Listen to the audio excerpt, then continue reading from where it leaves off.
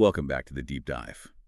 Today we are opening up the files on a man who might just be the most misunderstood figure in the history of literature. And I know that sounds like a massive exaggeration to kick things off with, but honestly, once you dig into the reality of his life versus the reputation he has, the gap is enormous. It is a bold claim, but I think the evidence backs it up completely. The public perception of this guy has been, frozen in amber for about 100 years, and it's mostly wrong. I think so too. Yeah. Because if I ask you, or really anyone listening right now, to picture Anton Chekhov, what is the immediate mental image that pops up? Oh, it's always the same. It's usually pince-nez glasses, a neatly trimmed goatee, and a bunch of aristocrats sitting in a drawing room staring out a window, sighing about how boring their lives are. A grandfather of gloom, that's the standard caricature. We tend to think of him as this delicate intellectual master of the moody silence, the guy you read when you want to feel sophisticated but, kind of depressed. Yep, exactly. But the stack of research, articles, and biographies we have on the table today tells a story that is almost violently different from that image. We are looking at the life of a man who didn't start as a high-minded artist, but as a guy writing, dirty jokes for tabloids just to keep his family from being evicted. A man who was a practicing doctor his entire adult life. His whole life. Literally treating cholera outbreaks and conducting autopsies while writing literary masterpieces in his spare time. It's unbelievable. And a man who, at the very height of his fame, decided to travel thousands of miles across a frozen wasteland to interview convicts in a penal colony, just because he felt guilty that he wasn't doing enough. And perhaps most famously, a man who lived this intense double life. There's that famous quote of his that really sets the stage for everything we are going to discuss today. Oh, yeah. It just establishes the core conflict of his existence. He said, "Medicine is my lawful wife and literature is my mistress." Which is just such a fantastic line. It feels very naughty for the 19th century. But it wasn't just a metaphor for him, was it? No, not at all. He literally lived that duality until the day he died. So, our mission today is to explore how this grocer's son, who wrote purely to keep his family from starving, ended up inventing the modern short story, revolutionizing the way actors act, all while hiding a fatal illness from everyone he loved. It is a story of incredible resilience and, honestly, a massive amount of hustle. Yes. This isn't a story about a guy waiting for a muse in a garden. It's about a guy grinding it out against impossible odds. So let's rewind. We have to start with the origin story because Chekhov's childhood, well, looking at the notes here, it sounds absolutely brutal. It's not the aristocratic upbringing people assume he had, given the subject matter of his plays. Not even close. It really frames his later obsession with human dignity. Anton Chekhov was born in 1860 in Taganrog. This was a port city in southern Russia, on the Sea of Azov. And you have to picture this place. It's dusty, it's full of grain merchants and smugglers, it's hot. It is definitely not the cultural hub of St. Petersburg. And the family dynamic seems volatile, to put it mildly. So putting it politely, complicated is the word usually used in textbooks, but abusive is probably more accurate. Right. His father, Pavel Chekhov, was the son of a former serf. He had bought his own freedom, he ran a grocery store, but his real passion, his obsession, really was the church choir. Right, the choir. This seems like such a weird detail to be traumatic, but it was. Oh, it was. Pavel was a devout Orthodox Christian, extremely strict. And he was the director of the church choir. He forced his sons, including Anton, to sing. He treated it like a military drill. The research mentions this anecdote that really stuck with me. To the congregation looking up at the choir loft, these boys looked like little angels. It was this perfect image of piety and family unity. But Chekhov later recalled that they didn't feel like angels at all. No, he said they felt like little convicts. That phrase, little convicts, that's heavy for a kid. It implies a total lack of freedom. It is. And it's so telling. In a letter later in life, he actually described his childhood as a time of suffering. Wow. He recalled the horror and disgust he felt when his father would throw a tantrum at dinner just because there was too much salt in the soup. He would scream. He would call Chekhov's mother a fool. It was a household ruled by despotism and lying. And physically abusive, too. Yes. The father believed in the rod. Yes. Beatings were common. Pavel believed in the old school, spare the rod, spoil the child mentality. So you have this sensitive, observant boy growing up in a house where he's constantly walking on eggshells, trying to anticipate his father's moods. But the mother, Yevgenia, She was the counterweight in this equation, wasn't she? She was. She was a cloth merchant's daughter, and unlike the father who was rigid and intensely local, she had traveled all over Russia as a child with her father. She was an excellent storyteller. So that's where he gets some of it. Chekhov always said they got their talent from their father, because Pavel did have an artistic side, however twisted, but they got their soul from their mother. She was the warmth in that cold shop. So you have this sensitive kid in a volatile house, singing hymns he hates, dodging his father's temper, working in the grocery store hauling oil and tea. But then, in 1876, the bottom falls out completely. The crisis. This is the moment that changes the trajectory of the entire family. Pavel, the father, had overextended himself building a new house. He wanted to look successful, he wanted to be a big shot in Taganrog. Keeping up appearances. But he was actually cheated by a contractor. The debts piled up. And in Russia at that time, debtor's prison was a very real threat. It wasn't just declare bankruptcy and restart. It was a hole you got thrown into. So what does Pavel do? Does he face the music?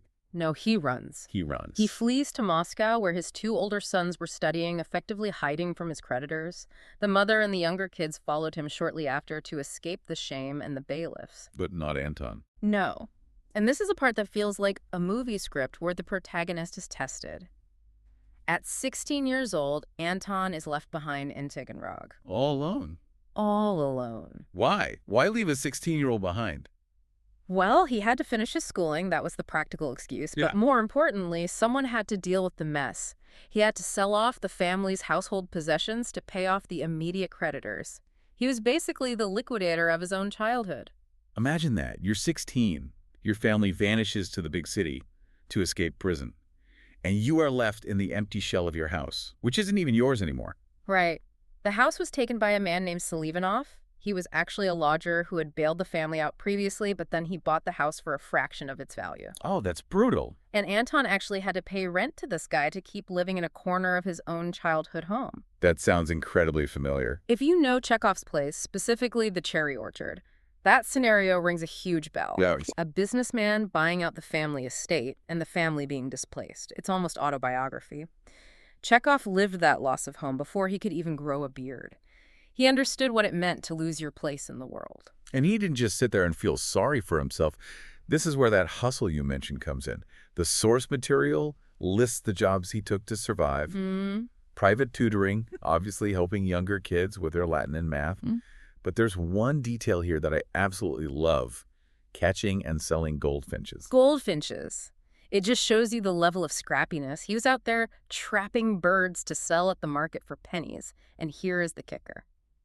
He wasn't just supporting himself. No. He was sending money to his family in Moscow. Because they were destitute. Absolute poverty. They were living in basements, changing apartments constantly, freezing in the Moscow winter. So this teenager, living alone in Taganrog, is sending them cash, and crucially, he's sending them funny letters. Right. He's writing humor to cheer them up while he's effectively an orphan in his own hometown. That period, those 3 years alone, must have forged some serious steel in him. It created an independence that defined him forever. He learned that he couldn't rely on his father. He couldn't rely on the system. He had to be the adult. He became the parent. He essentially became the father figure to his own father. He wrote a letter to his cousin during this time saying, "I have learned to paint a smile on my face." So fast forward to 1879. He finally finishes school, catches a train to Moscow, and reunites with the family. He gets into medical school at Moscow University. You'd think, okay, he's made it. He's on the path. But the reality of their life in Moscow was grim. Grim is an understatement. His father couldn't find steady work. He was too proud, too difficult, and frankly, broken by the bankruptcy. So Anton, the student, takes on the burden. And this is where the double life really begins. To put food on the table and pay his medical tuition, he starts writing. And we need to be clear here. We aren't talking about high art. He wasn't sitting down to write the great Russian novel to compete with Tolstoy. Not at all. This is the Antosha Chekhonte era. Antosha Chekhonte.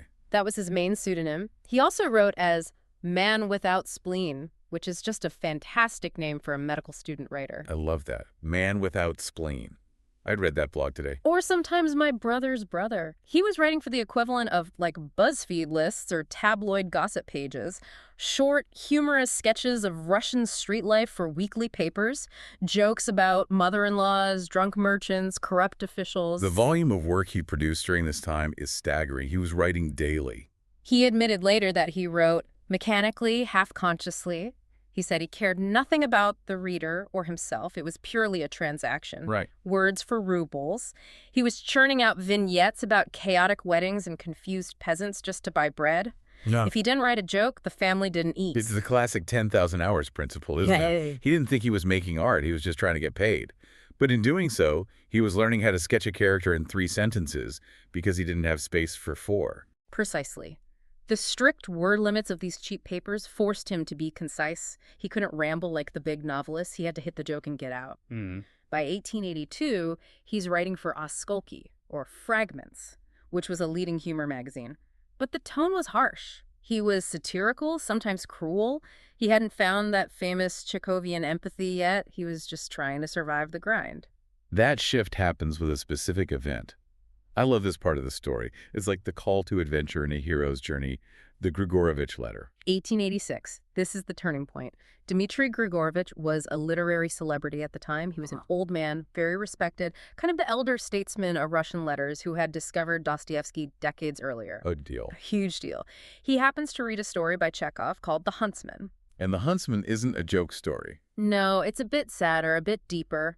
It's about a hunter who meets his estranged wife in the woods. And Grigorovich is floored. He writes a letter to this young, unknown hack writer. And he basically tells him, stop wasting your time. He told him, you have real talent. He said it was a talent that placed him in the front rank of the new generation, but he gave him a stern warning. Stop doing this hack work. Stop rushing. You are sinning against your gift. Respect your talent. Imagine getting a DM from, I don't know, Stephen King or Hemingway today, telling you that your blog posts are genius, but you need to get serious. How did Chekhov react? He said the letter struck him like a thunderbolt. He wrote back a confession. He admitted that he had been writing his stories the way reporters write up notes about fires, just getting it done mechanically. No. He said, I have not written a single line that I have taken seriously. This was the moment he woke up. He realized he wasn't just a medical student who wrote jokes to pay the bills. He was an artist. But, and this is the key to understanding him, he didn't quit his day job. Never. He qualified as a doctor in 1884. And even as he started winning awards, like the Pushkin Prize in 1888, he kept practicing medicine. And often for free. He treated the peasants, the poor. This is crucial for understanding his writing. You have to realize most Russian writers of that time were aristocrats. Turgenev, Tolstoy. They observed the peasantry from the window of a carriage or from the balcony of their estate. They had a romanticized view of the people. But Chekhov was touching them. Literally. He was smelling the sickness, lancing the boils, delivering the babies in dirt floor huts. He saw the ugly bodies, the disgusting death. There's a story mentioned in the notes, Peasants. It's brutal in its honesty. It is. He describes the cramped, unhealthy living conditions with a clinical eye. There is no noble savage myth in Chekhov. He once wrote in his notebook, aristocrats, the same ugly bodies, the same toothless old age as with market women. Wow. The doctor in him saw the biological reality of humans. We all bleed, we all rot. Class is just a costume. That medical detachment combined with human empathy is his secret sauce. That clinical eye brings us to his specific style. Because once he started taking writing seriously after that letter, he changed the game. He didn't write like the people before him. No, he moved away from what we call the event plot. The event plot. In traditional Victorian fiction, or even earlier Russian fiction, stories were about big things happening. A murder, a marriage, a lost inheritance, a shocking revelation. The plot twists. The cliffhangers. Exactly. Chekhov started writing about life as it is actually lived. And let's be honest, in real life, we don't have a climax every Tuesday. Most of life is just happening. It's eating dinner, it's being bored, it's misunderstanding someone. There's a great quote from Virginia Woolf in the source material about this. She was a huge fan. She said that reading Chekhov feels like you've overrun your signals. It's a brilliant observation. She says the tune stops short without the expected chords. You get to the end of a Chekhov story and you think, wait, is that it? Right. Because he doesn't give you a tidy conclusion, he gives you a question mark. Which feels very modern. It's like watching an indie movie where the screen cuts to black while the couple is just sitting there in a diner. You don't know if they break up or stay together. Exactly. He trusts the reader to figure it out. And this brings us to one of the most famous concepts associated with him, which people use all the time but often get wrong. Chekhov's gun. Oh, yes. Let's unpack this. Because usually when I hear Chekhov's gun, I think of an action movie rule. If you show a gun, someone has to get shot. Right. The principle is, if you say in the first chapter that there is a rifle hanging on the wall, in the second or third chapter, it absolutely must go off. So people think that means there has to be violence or action. But it's not about violence, it's about narrative economy. Well, It means don't put anything in the story that isn't necessary. Yeah. If you describe the gun must matter to the plot. If it's not going to be used, take it out. Don't describe the curtains if the curtains don't tell us something about the character. It was his way of stripping away the clutter of the 19th century novel, which was often full of irrelevant descriptions. So it's about focus. He wanted to focus purely on the internal state of the characters. Exactly. Take The Lady with the Dog, for example. Nabokov, who was a very harsh critic and hated almost everyone, called this one of the greatest stories ever written. Wow. Okay, so give us the synopsis. It's deceptively simple. A man, Gurov, and a woman, Anna, meet in Yalta on vacation. They are both married to other people. They have what they think is a casual holiday fling, standard affair territory. Sure. But then they both go back to their regular lives, him to Moscow, her to a provincial town, and they realize they are profoundly unhappy. They can't forget each other. But the ending isn't a typical romance ending. They don't run away together into the sunset. They don't die in a suicide pact like Romeo and Juliet. No. They meet secretly in Moscow. They realize they are in love. And the story ends with them sitting together, realizing that the most complicated and difficult part of their journey is just beginning. That's the end. That's it. There is no solution. They can't be together publicly, but they can't be apart. That is the Chekhovian state, the unresolved tension of real life. He captures that feeling of being stuck, and he leaves the reader with that feeling. Speaking of being stuck, or rather, not being stuck, we have to talk about 1890. Because right when he is becoming a literary superstar, when he could just sit in Moscow and enjoy the fame, Chekhov does something that seems completely irrational. The Sakhalin journey. Yeah. This is the moment that proves Chekhov was, I don't know, a saint as well as an artist. He decides to travel across Siberia to a penal colony. It baffled his friends. They thought he was crazy. Sakhalin Island was a frozen hellscape north of Japan where the Russian Empire sent its worst convicts, murderers, political prisoners. It was the end of the world. And this wasn't a luxury trip. We aren't talking about a sleeper car on the Trans-Siberian, because the Trans-Siberian didn't exist yet. No. He traveled by horse-drawn carriage and river steamer. It took months. He was slogging through mud up to the axles, freezing cold, getting soaked in rain, risking his health, which we know wasn't good. He already had symptoms of tuberculosis. So why? Why did he do it? Why leave the comfort of literary Moscow for that? He was restless. His brother Nikolai had just died of tuberculosis, which shook him deeply. And he was obsessed with prison reform. He felt that sitting in comfortable rooms writing stories wasn't enough. He said he wanted to engage with the extreme limits of man's degradation. He wanted to pay his debt to medicine. And he certainly found degradation. He conducted a one-man census. He interviewed thousands of convicts face-to-face. He saw floggings. He saw forced prostitution. He saw officials embezzling supplies meant for the prisoners. He saw a society that had completely failed its most vulnerable members. There is one image from his notes that is just haunting. He describes a convict on a steamer who had murdered his wife. Right. He was wearing fetters, heavy chains on his legs. And his 6-year-old daughter was with him. Yes, holding on to his fetters. Scrambling after him, holding the chains so she wouldn't get lost in the crowd.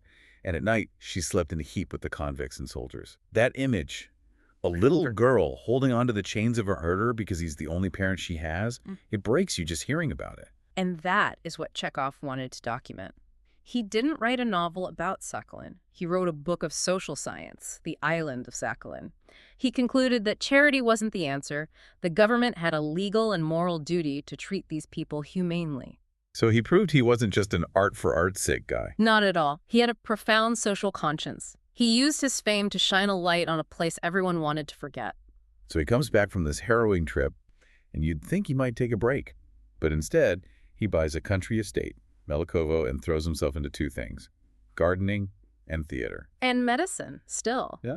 He was treating peasants for miles around his estate. He actually built schools for peasant children with his own money. Unbelievable. But yes, this is the period where the playwright Chekhov emerges. The Chekhov that drama students today are terrified of. But it wasn't a smooth start.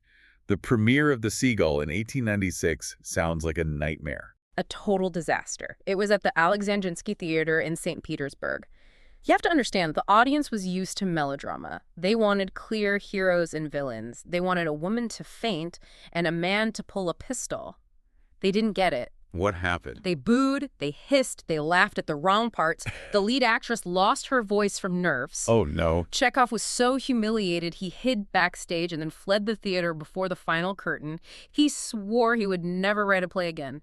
He wrote to a friend, "I have failed. I am not a playwright." But he was saved by the Moscow Art Theater. Specifically by Vladimir Nemirovich Danchenko and Konstantin Stanislavski. These are the giants of theater history. They saw what the first audience missed. They realized that Chekhov's plays couldn't be acted in the old style. You couldn't just stand there and project your voice. This brings us to the theater of mood.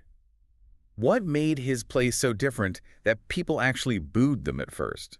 How do you explain this change to someone who doesn't study theater? Okay, think of a soap opera or a standard play of that time. If a character was angry, they yelled. If they were sad, they gave a soliloquy about being sad. Everything was on the surface. I am betrayed. I am ruined. Very literal. Exactly. In Chekhov, the characters talk about the weather, they talk about the tea being too cold, they argue about whether to sell a cherry orchard or play billiards. But underneath those trivial lines, their lives are falling apart. This is the birth of subtext. Exactly. Yeah. Stanislavski famously said that in Chekhov, the characters often feel things not expressed in the lines. This forced actors to change how they acted. They couldn't just read the lines. They had to develop an internal life. They had to know what the character was thinking while they were stirring their tea. Which essentially creates modern acting. It is the root of method acting. You don't get Marlon Brando or Robert De Niro or Meryl Streep without Stanislavski trying to figure out how to play Chekhov. He realized that real drama happens in the silences, in the pauses. And the big four plays. The Seagull, Uncle Vanya, Three Sisters, The Cherry Orchard. They are all masterpieces of this style. But there was this funny ongoing argument between Chekhov and Stanislavski about what genre they actually were. Oh, they fought about this constantly. It's hilarious. Chekhov insisted they were comedies, even farces. He thought they were funny. Funny. Uncle Vanya is heartbreaking. Three Sisters ends with them trapped in a town they hate. Chekhov didn't think so. He'd say, I wrote a vaudeville. But Stanislavski directed them as tragedies. He had the actors crying and sighing and pausing for long moments. And Chekhov hated that. He would get so annoyed, he'd say, I wrote a comedy. Why is everyone weeping? Why did you think they were comedies? Because he saw the absurdity of people who complain about their lives but do nothing to change them. Take the cherry orchard. You have these aristocrats who are losing their family home. All they have to do to save it is lease the land for summer cottages. It's a simple business decision. But they don't do it. But they refuse because it's vulgar, so they lose everything. Chekhov thought that was ridiculous. He thought their inaction was funny. I think about the character Lopakin in The Cherry Orchard. He's the son of a serf like Chekhov's father, who ends up buying the aristocratic estate where his father was a slave. That's a heavy, tragic thing for the aristocrats losing the house. But for Lopakin, it's a triumph. And it's a parallel to Chekhov himself. Lopakin is the practical, hardworking man replacing the dying, ineffective aristocracy. Chekhov wasn't sentimental about the old ways. He knew that the cherry orchard had to be cut down for the future to happen, even if it was sad. He saw the absurdity in the aristocrats crying over a house they were too lazy to save. That's the comedy. It's the comedy of human folly. While all this artistic revolution is happening, Chekhov's personal clock is ticking. We mentioned earlier that he hid his illness. Tuberculosis. It was the scourge of the 19th century. He had been coughing up blood since 1884. And he was a doctor. He knew what that meant. Of course he knew. He described the blood in clinical terms, but he practiced a form of cognitive dissonance. He refused to be examined by his colleagues. He brushed it off as bronchitis. He kept working. He kept traveling. And amidst this, he finally falls in love. Or at least he finally gets married. He was known as the elusive bachelor for a long time. He valued his independence immensely. He once wrote to his friend Souverain that he would only marry if his wife, like the moon, won't appear in my sky every day. Which is Not the most romantic proposal I've ever heard. I'll marry you as long as I don't have to see you every day. It sounds cold, but he found someone who fit the bill. Olga Nipper. She was the leading actress at the Moscow Art Theater. She played the lead in his plays. Oh, okay. They met at rehearsals. They married in 1901. And the circumstances forced them into exactly the arrangement he wanted. Yes, because he was sick, he had to live in Yalta in the warm south for his lungs, and she had to live in Moscow for her acting career. So they had the world's first famous long-distance relationship. They wrote hundreds of letters. It was a marriage of words. And in a way, it was perfect for him. He had his intimacy. He loved her deeply. But he also had his solitude to write. Although the letters show that he missed her terribly towards the end. But the disease eventually caught up. It's 1904. He's only 44 years old. That is shockingly young for the amount of work he produced. It is. He goes to a spa town in Germany, Badenweiler, with Olga. He's very weak. And the story of his death is one of the most famous scenes in literary history. It's almost too perfect. Like, he wrote it himself. Walk us through it. It's the middle of the night. Yeah. He wakes up and sits up unusually straight. He requests a doctor. When the doctor arrives, Chekhov looks at him and says, in German, Ich sterbe, I am dying. And the doctor doesn't give him oxygen, doesn't try to revive him. No. The doctor checks his pulse, realizes it's the end, and orders a bottle of champagne. Champagne? Yeah. That seems so strange to us now. It was an old medical tradition for a dying colleague, a way to ease the passing when there was no hope left. Chekhov takes the glass, turns to Olga, smiles, and says, "It's a long time since I drank champagne." He drains the glass, lies down on his left side, and stops breathing. It's so quiet. It's so Chekhovian. No big speech about the meaning of life. Just a small observation about champagne, and then silence. But then, and this is my favorite part, reality intrudes with a detail that Chekhov would have absolutely put in a play. His body had to be transported back to Moscow for burial, and it was sent in a refrigerated railway car. Okay, that makes sense. It was summer. But the car wasn't a hearse. It was a freight car. And on the side, in big letters, it said, "For oysters." For oysters. Yes. Maxim Gorky, another famous writer and a friend of Chekhov, was furious. He thought it was disrespectful. He was ranting about the indignity of it. But Chekhov. I think Chekhov would have appreciated the irony. The tragedy of a great writer's death mixed with the ridiculous banality of an oyster wagon. That mixture of the sad and the funny is exactly what his writing was about. Life isn't a pure tragedy or a pure comedy. It's just life. It's messy, it's sublime, and it's ridiculous all at once. So looking back at his legacy, he died at 44. But he left this massive footprint. Huge. James Joyce, Virginia Woolf, Hemingway, Tennessee Williams, they all owe a debt to him. He changed the fundamental DNA of how we tell stories. Yeah. He taught us that a story doesn't need a hero or a villain. It just needs people. And he taught us that it's okay not to have the answers. That is his ultimate philosophy. He believed the role of the artist is to ask questions correctly, not to provide the answers. In a world that is constantly screaming opinions at us, especially on social media, Chekhov invites us to sit in the silence, to look at the subtext of our own lives. Which is a pretty powerful thought to leave on. Maybe the most important things in our lives aren't the things we're shouting about, but the things we're not saying while we're drinking our tea. Exactly. Sometimes the gun on the wall doesn't need to go off. Sometimes it just hangs there, and that's the story. That's it for this deep dive into Anton Chekhov. Thanks for listening, and we'll see you next time.